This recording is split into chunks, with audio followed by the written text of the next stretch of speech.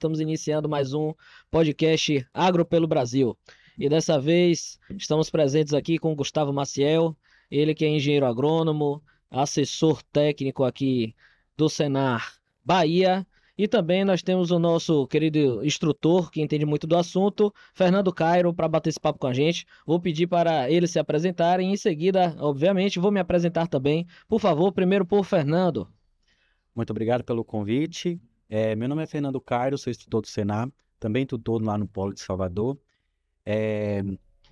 Me apresentar, eu sou zootecnista, fiz minha graduação em Tapetinga, lá no sudoeste da Bahia. Sou natural de Vitória da Conquista, fiz mestrado também na mesma universidade. Doutorado estou fazendo na Federal da Bahia, também na parte de nutrição animal, mas melhoramento genético foi sempre algo que me chamou muita atenção. Então também me especializei, hoje sou jurado efetivo das raças zebuínas pela BCZ.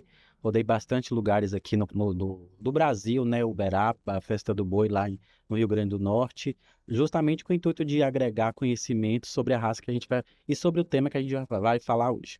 Muito bom, Fernando. Agora, Gustavo, por favor. Eu sou Gustavo Maciel, sou assessor regional do Senar Bahia, fico ali na região do semiárido e vamos conversar um pouco hoje aqui. Sou agrônomo de formação, especialista em solos e nutrição de plantas. Vamos fazer um bate-papo hoje aqui com o Fernando e com o Gabriel aqui, que é o nosso gerente, para tratar de um tema que eu acho super importante, tanto na teoria quanto na prática, né, para que o produtor possa identificar algumas questões relacionadas à genética e que ele consiga ter uma noção do animal melhorado para ele colocar na propriedade dele. Então a pauta da vez hoje é melhoramento genético, né? E aí critérios de seleção da raça. Eu sou Gabriel Menezes, estou como gerente da assistência técnica do Senar Bahia, sou médico veterinário de formação, tenho mestrado e doutorado também na área, mas hoje a nossa estrela aqui é o Fernando e ele que vai falar para nós quais são os critérios que o produtor deve observar e principalmente responder aquela pergunta, né? Qual é o melhor animal para eu ter na minha propriedade? Essa pergunta é a do milhão, né? Eu acho que para responder ela, o produtor ele precisa primeiro olhar para dentro, né? Olhar para si, identificar de fato sua propriedade. A gente às vezes sai da propriedade para adquirir algo que é melhor, que a gente considera melhor, mas a gente precisa avaliar qual a condição que eu tenho hoje, né? Qual a condição que eu consigo, qual o meu manejo hoje, em que nível eu estou. Logicamente que a gente deve buscar sempre a intensificação e o melhoramento genético e também a maior lucratividade do sistema, mas para eu buscar isso, eu preciso olhar para minha casa, eu preciso adequar, identificar qual de fato seria o animal que responde de fato às condições que eu dou, seja ela climática, seja ela nutricional, que o melhoramento genético ele não se faz sozinho. Então, assim, eu acho que a união de tudo, e eu acho que é a grande chave da questão, é entender que é uma visão sistêmica, é a união entre nutrição, sanidade, manejo, para unir, de fato, ter um animal lucrativo dentro do seu sistema. Fernando, eu acho assim que é muito aquela questão do produtor saber em que ponto ele está dentro do manejo, dentro de uma propriedade, tanto faz de leite como de corte, mas saber o que é que ele faz de bom, o que é que ele faz de ruim e enxergar um animal que se adapte ao sistema dele. Ele vai ter que fazer, claro, algumas adaptações, né? Mas que ele consiga encaixar naquele manejo. Porque não adianta a gente trazer um animal de melhor qualidade, excelente qualidade, se o meu manejo é ruim. Então, é mais ou menos por aí? Sim, com certeza. A gente tem que traçar metas, né? Eu acho que quando a gente tem um objetivo que seria melhorar a produção, o melhoramento genético faz parte de uma das metas para aumentar minha produção. Só que aí eu tenho que ver o todo e fazer isso de forma pontual. Identificar, né, quais são os meus pontos fortes na minha propriedade, quais são os meus pontos fracos, e a partir de então fazer correções para que esse resultado seja expresso, né? Porque eu acredito que o melhoramento genético, ele tem essa resposta muito valorosa, sabe?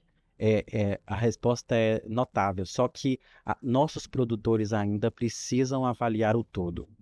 E muitas vezes a gente busca o melhoramento genético sem a casa estar arrumada, e esse melhoramento ele não é visto na prática.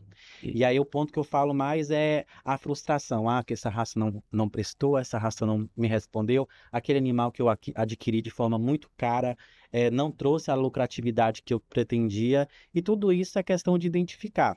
Você tem que identificar seu ponto forte, corrigir para o animal responder de fato a genética que ele carrega. A genética em si, só ela não vai resolver todos os problemas, né? Ela tem que estar toda com a base funcionando para daí ela expressar o melhor potencial dela. Com certeza. Se o meio não estiver ajustado, a expressão não acontece.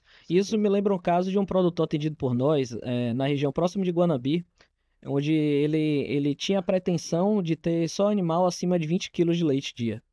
E ele começou a fazer descarte de animais que tinham uma produtividade abaixo disso. E uma das vacas que ele descartou, em uma visita posterior com um grupo de produtores, foram na propriedade, onde tinha um histórico muito bom. Ele perguntou lá na propriedade, né, qual é a sua melhor vaca que tem aqui? E aí o cara trouxe justamente a vaca que ele tinha vendido. E aí ele falou que a média daquela vaca era de 25 quilos. Independente, a média dela era de 25 quilos. E ele ficou abismado, né? Se eu descartei essa vaca porque ela não dava, nunca deu 20, quem dirá 25. E na verdade é porque a vaca ela não tinha sido desafiada, ela não tinha recebido a alimentação correta, o manejo correto, que é exatamente esse ponto que a gente está trazendo aqui, né? Certeza. Só a genética por si só, ela não dá leite. Essa é a verdade. Então é algo que tem que ser realmente ajustado junto com o sistema de produção, que foi o que Gustavo iniciou falando aqui, né? Eu acho que cada um tem o seu sistema produtivo e é importante o produtor entender a realidade dele, para ver se ele precisa de um animal mais rústico, menos rústico, né?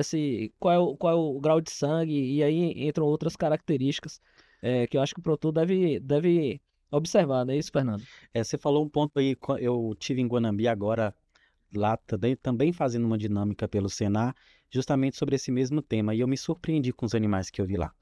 E é muito interessante e importante a gente vivenciar esses diferentes lugares. Eu cheguei em Guanambi, hoje está extremamente seco, mas como eu falei anteriormente, eles, pelo desafio que era grande, eles conseguiram, todo mundo lá produz silagem, todo mundo lá fala de irrigação. Coisa que se a gente for para o extremo sul, a gente ainda tem dificuldade ainda de falar, porque propriedades são extremamente grandes e o sistema é mais extensivo. Lá eles precisaram se adaptar por conta por conta do seu desafio produtivo. E é muito difícil, muitas vezes, você identificar. E a meu ponto-chave lá durante aquela dinâmica foi: valorizem a genética que está na região de vocês. Porque muita gente acha que o melhoramento genético está de fora. Está longe, está muito longe, está muito distante disso. Não, e eu encontrei lá animais extremamente adaptados, um pelo extremamente bonito, score corporal de extrema qualidade.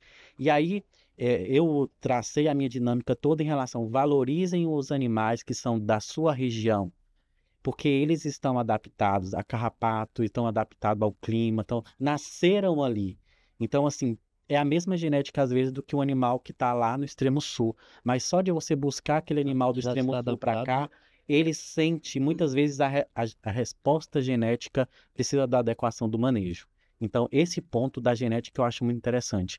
Ver cada região, cada particularidade.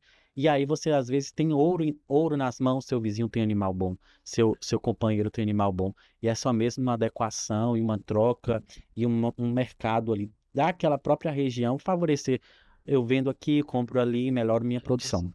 Esse ponto é importantíssimo, né? Às vezes o cara tem uma vaca boa de leite ou de corte dentro da propriedade, mas acha que o do vizinho é muito melhor, que de outra região é A grama melhor. do vizinho sempre é mais verde, né? Mas há muita controvérsia nesse sentido, né? Com certeza. E assim, aproveitando o que a gente está conversando sobre sistema genética, mudando um pouco assim, partindo do princípio que a gente está numa propriedade que o cara já tem um sistema de manejo já legal, funcionando legal, quais são algumas características que você podia dizer básicas, que a gente não vai ter como discutir todas aqui, mas para que o produtor enxergue um animal que ele vai comprar ou vai adquirir, que ele possa ver algumas características que pelo menos dê um indicativo de que ele consiga ter um animal razoavelmente de qualidade para botar no rebanho dele. É aquela dica de ouro pro produtor que tá assistindo a gente anotar, sabe? Certo. Produtor, presta atenção, anota aí. Essa dica é a dica de ouro, diga aí. Olha só, a gente tem muito cuidado de trazer a pista para o campo, certo? E o que o jurado avalia na pista de julgamento, além das características raciais, a gente avalia a funcionalidade. O animal, seja ele para produção de carne ou para produção de leite, ele precisa ser funcional. E a funcionalidade passa pela forma do animal. A seleção específica para características de leite ou de carne, ele molda a forma do animal. O animal para carne é um animal mais robusto, uma musculatura mais convexa, tem estrutura, tem precocidade, tem musculatura. A gente chama do epimuras, que a gente avalia no gado de corte. E aí a gente vai treinando, e julgamento é comparação. Todo mundo sabe entrar no curral e comparar. Mas quais características que eu vou comparar? Então, no gado de corte, Comparação entre os próprios animais. Esse é Entre melhor os do que esse é melhor próprios que esse, e vai sim. ficando para trás e tal. E aí a gente consegue ver qual é que tem a melhor estrutura, qual é que tem a melhor musculatura, qual é que tem a melhor precocidade, raça, umbigo. E a partir do momento que você treina isso, você vai identificando qual é o animal superior dentro da sua cadeia ali, dentro do seu sistema. E falando do gado de leite, são características relacionadas a comprimento das primeiras e últimas costelas, capacidade digestiva. O animal precisa ter bastante capacidade digestiva para acoplar o rumen ali. Abertura de peitos, força leiteira. Denota o quê? A gente tem, pulmão e coração. Uma vaca de leite tem que ter peitos largos para circular sangue. Eu posso fazer essa comparação, identificar qual é o animal que tem melhor. Quando a gente fala de qualidade de garupa, teto de sustentação do sistema mamário, preciso de galupas tendendo ao reto. Temos que ter uma angulação para ajudar no parto. Temos muitos animais, às vezes, com garupa invertida, mas a gente precisa ter ilhos e isquios largos, ou seja, uma garupa ampla, larga, porque ele vai estar acoplando ali o sistema mamário que tem um peso. E se eu tenho aquela garupa equilibrada, eu tenho um ombro mais equilibrado. E isso está relacionado com o ponto-chave, que é longevidade. E quando a gente fala de sistema mamário, no julgamento a gente avalia 40 pontos.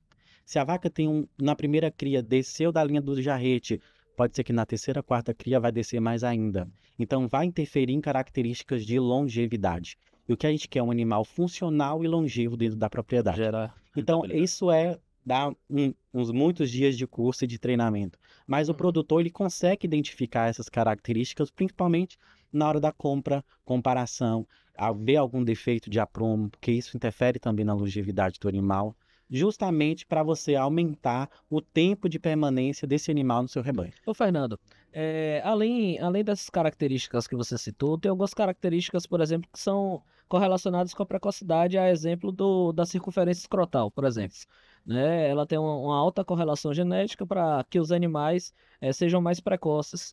E, obviamente, a gente tem que estar de olho não só nessas características relacionadas à precocidade, mas talvez também com defeitos congênitos, né?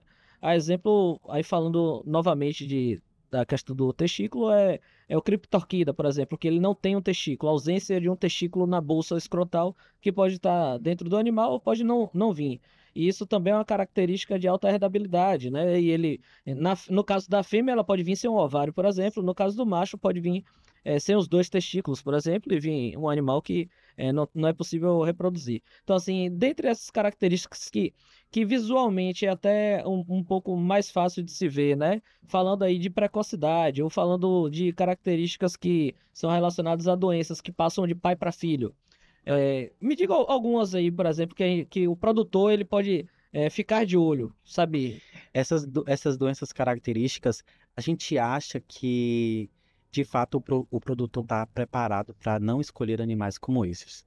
Mas eu já fui questionado anteontem, mês passado. Eu tenho um reprodutor, um tourinho aqui que tem um testículo só. Eu posso ficar com ele? Então a gente acha que essas respostas, essas Porque ele é perguntas não bonito vêm. demais, né? E de fato a gente precisa. Ele cobre mais do que o outro. Não, mas ele tem libido e tem essas características, elas precisam ser levadas em consideração. E aí a importância do técnico e do conhecimento técnico tá dentro das propriedades é justamente mostrar para o produtor, porque a gente precisa todo instante estar provando.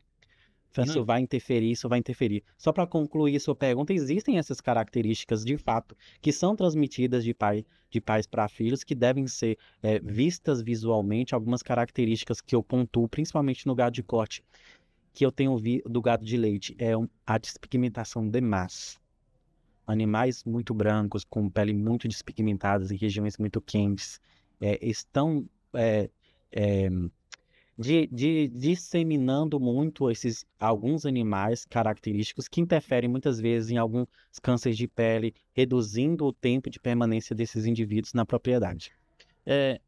voltando um pouquinho sobre o leite, assim, a gente participa de algumas feiras, algumas coisas, sempre tem aquela torneio leiteiro, que tem vaca que dá não sei quantos 1.000 litros de leite, que dá um bocado de leite, cara, é toda uma preparação para aquele negócio, mas aí às vezes engana o produtor vai numa exposição, aqui a gente está aqui numa exposição, e faz vê a vaca fazer um torneio leiteiro que dá muito leite, mas será que na propriedade dele, mesmo ele tendo umas condições que favoreçam a genética, será que há possibilidade dele fazer isso, ou ele tem que fazer uma separação, o que é uma vaca para exposição, o que é um torneio leiteiro, para depois não se frustrar lá na propriedade dele? Perfeito. Essa pergunta é polêmica, mas eu gosto dela, porque no sentido, o que que acontece? O produtor tem que entender que a exposição, que dias de campo, que esse tipo de evento está ali com um propósito, mostrar o potencial da raça, mostrar o máximo que a raça chegou. Onde o Nelore chegou hoje, onde a raça de leiteiro chegou hoje, onde a raça de Girolando chegou hoje. Você quer saber? Você vai numa exposição agropecuária. Os animais, eles são tratados para mostrar o seu potencial máximo. E isso, nesse sentido, ele é bacana. Mas o que o produtor tem que entender é que aquele sistema de produção, é como eu falo, é como uma Ferrari. A Ferrari é o potencial máximo do carro. Ela é extremamente veloz, mas ele tem um ambiente para ser utilizado. Eu não consigo pegar uma Ferrari e colocar na estrada de chão, porque ela não vai ser funcional, ela não vai ser eficiente. E aí o produtor precisa mudar isso, mas eu acho que isso está sendo mudado aos poucos.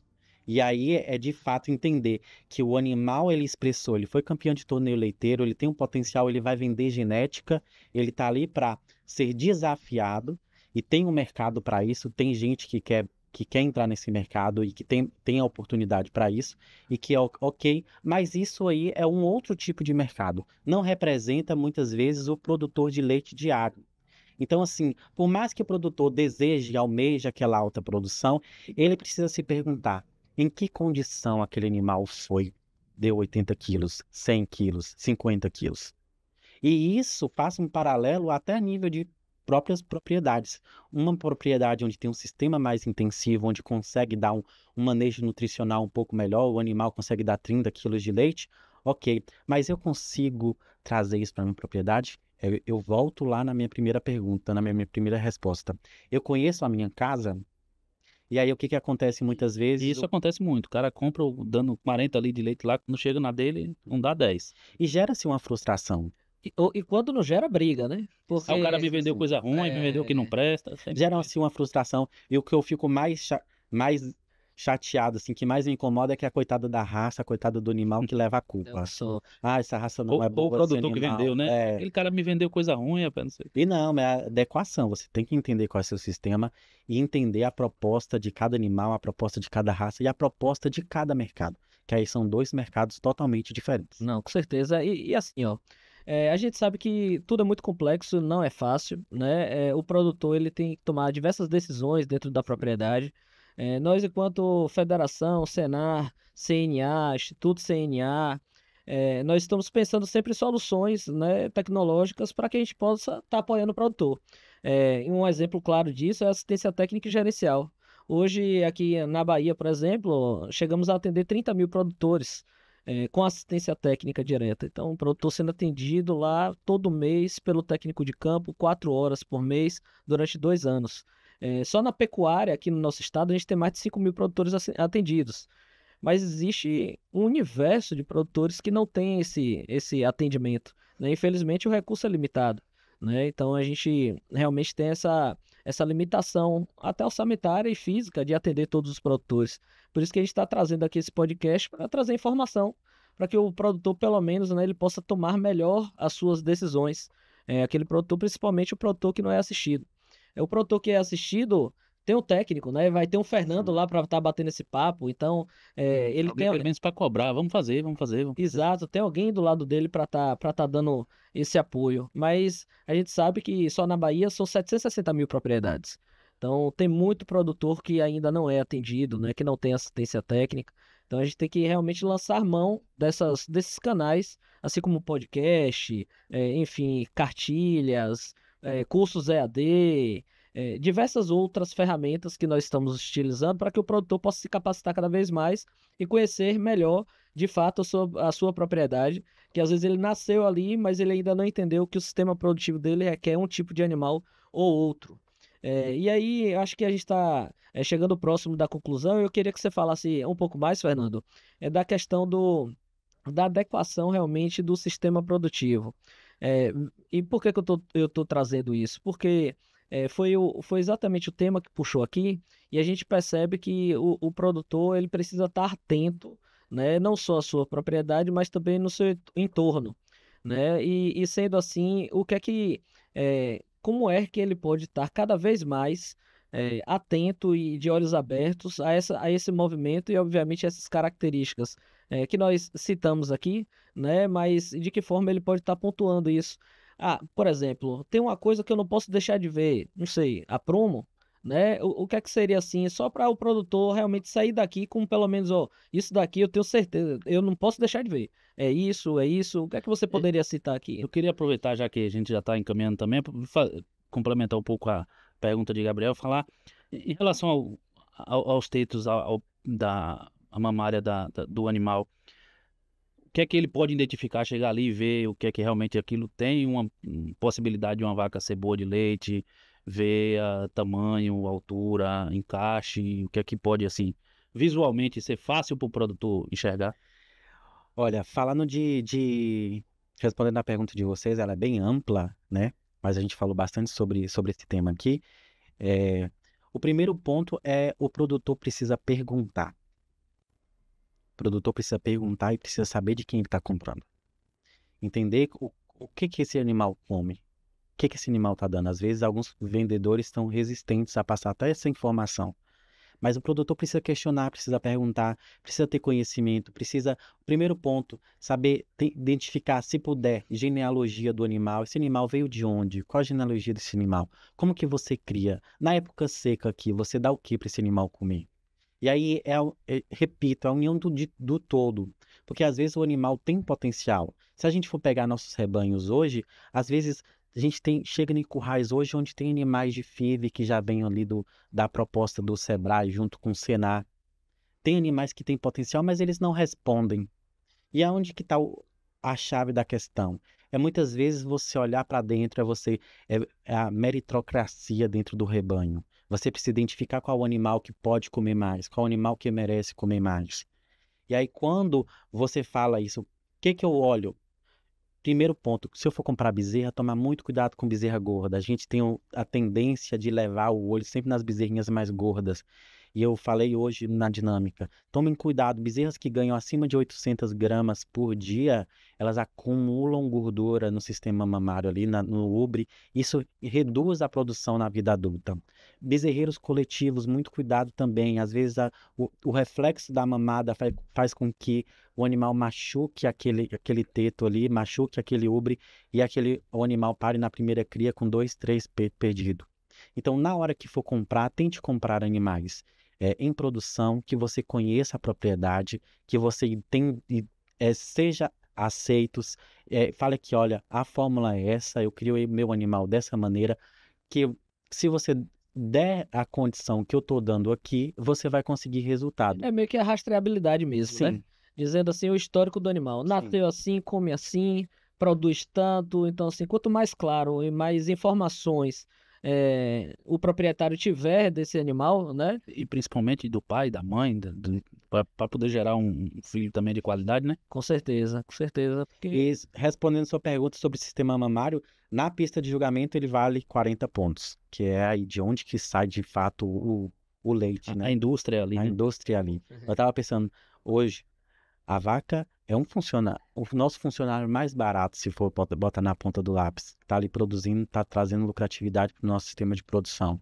Então a gente precisa olhar um pouco melhor para ela. A gente precisa muitas vezes identificar. Sistema mamário a gente avalia ligamento anterior, ligamento posterior, largura de úbre, inserção de úbre, posicionamento de tetos, tamanho de tetos. Então, há inúmeras características que a gente avalia. Se for no sistema de ordenha, tem características de posicionamento e de calibre de teto que interferem na velocidade, no manejo da minha ordenha, que tem animais que se adequam e animais que não se adequam. Então, tudo isso são características muito complexas, mas assim, como eu falei hoje, mais cedo na dinâmica, a gente sai daqui agora comparando animal com o outro, olhando teta, olhando tudo isso, porque quando a informação chega, a gente começa a ter um olho mais clínico. Toda garupa que eu olhar agora, eu vou ver se é larga, se a inclinação tá ok, se tá ok. Eu vou olhar pro tamanho de teto. Vou pensar, eu vou tirar esse leite, eu vou tirar ordenhar na mão ou vou ordenhar na teteira? Tudo é o conhecimento, né? Sim. Aí eu vi uma frase esses dias numa camisa que estava escrito assim: a vaca ensina o pecuarista. Mas a vaca ensina o pecuarista, sim. E a gente deve muito a ela. Mas ensina com as frustrações, com os erros, muitas vezes. Aí eu fiz desse jeito, deu errado, eu corrigi, agora eu fiz. E isso é contínuo, é um aprendizado contínuo. É uma adaptação contínua. E aí eu valorizo a assistência técnica. Porque muitas vezes o técnico tem o conhecimento que faz você errar menos. E o produtor precisa ter isso em mente. Até porque errar significa custo, né? Sim, Com certeza. Significa perder dinheiro, ou deixar de certeza. ganhar pelo menos. Bom, Fernando, eu quero agradecer aqui sua presença. Eu sei que o tema dava pra gente passar uns 3 dias fazendo esse podcast, porque realmente é um tema muito interessante e dá pra gente explorar muitas áreas, mas a gente tem que encerrar. Muito obrigado aí pela sua presença, pelas suas contribuições. Fica aqui seu minuto final aí pra você falar com a turma que tá lá de casa, em seguida, Gustavo. Eu queria, primeiro ponto, agradecer e dizer que, de fato, eu tenho muito orgulho de ser baiano, tenho muito orgulho da produção, eu tenho consciência da diversidade, das dificuldades que nosso estado nos traz, tanto climáticos, de chuva, em diferentes regiões, cada um tem sua característica, mas em todas as que a gente passa como instrutor, a gente vê o alimento sendo produzido, a gente vê a comida chegando, a gente vê a vontade. Então, assim, é a produção dentro da sua própria casa. Eu falo em todos os meus cursos, vocês estão trabalhando para vocês mesmos, produtores. E não tem coisa melhor do que, às vezes, a gente trabalhar para a gente mesmo. E isso é um ponto que eu deixo para o produtor: se valorizem, vão atrás de conhecimento, se especializem, porque, de fato, tem mercado para isso, tem abertura para isso. E se a gente fizer o básico, a gente leva a Bahia para outro patamar. Se fizer o básico bem feito, já é muita coisa. Já é demais. É isso aí. Eu queria agradecer também a Fernando por estar aqui com a gente fazendo esse bate-papo. Eu acho que, Gabriel, você falou uma coisa muito legal. Fazer o básico bem feito já é um salto gigantesco, né? Se a gente conseguir fazer isso. Mas é isso. Aí é aquela máxima, né? A gente tem que sempre estar buscando conhecimento, buscando o Senar, levar treinamento, capacitação, porque e tem uma coisa, o conhecimento é muito rápido, muda muito rápido. O que é hoje pode não ser amanhã. Então, o produtor tem que estar antenado e a nossa instituição está aqui para ajudá-lo, para trazer fazer essa ligação entre quem está desenvolvendo conhecimento e levando isso para o campo com assistência técnica. Busca o Senar, procura o Senar, acho que estamos aí para ajudar.